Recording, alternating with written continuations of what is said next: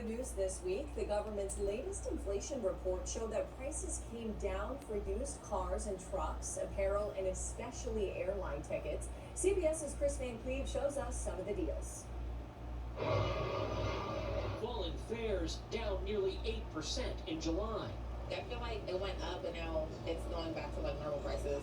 I know how high they can be, so when I find a reasonable flight, I jump on it immediately.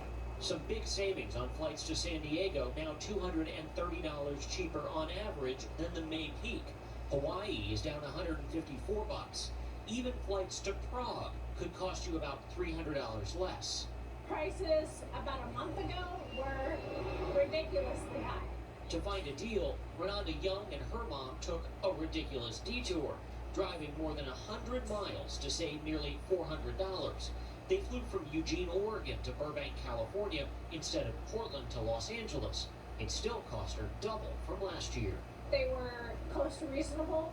At that time, they were $400 for the two of us for round trip, just over. Airline ticket prices peaked in May as pent-up pandemic demand filled planes and fuel prices soared.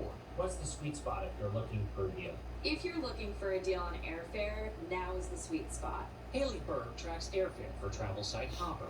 She says right now, round-trip domestic tickets for September and October will cost travelers on average $238, down roughly 37% from May. But she expects they will again top $300 by November and rise steadily as people book for the holidays. Though prices have fallen from the peak earlier this summer, well over $400, they are still relatively high. Prices will probably drop a little bit between now and the middle of October. You will want to book your holiday travel by that second week of October. Renata Young is already bargain hunting for her next getaway.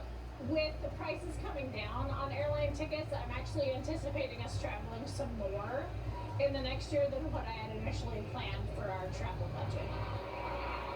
Hopper expects holiday fares to stay below that peak we saw in May, but still are likely to be higher than what you paid to go home for the holidays back in 2019.